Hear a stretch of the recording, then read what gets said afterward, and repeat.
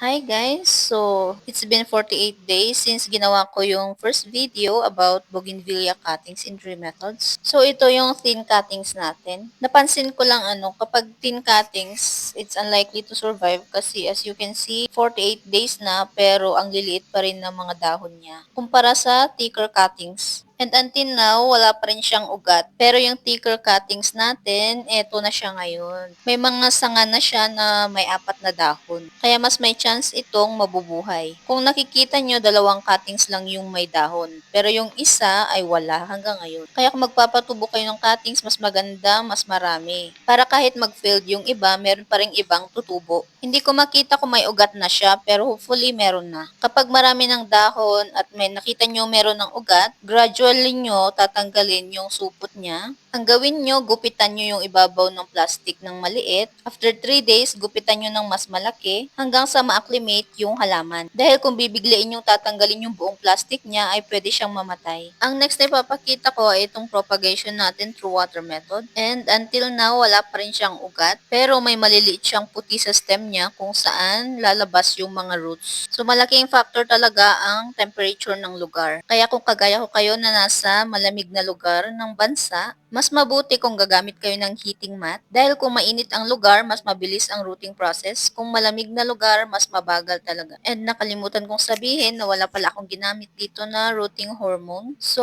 optional siya. If you want to use, then you can use. So, ayun. Update ko ulit kayo sa cuttings na to if ever mag-survive sila after a month. So, if you want videos like this, please subscribe. Thank you!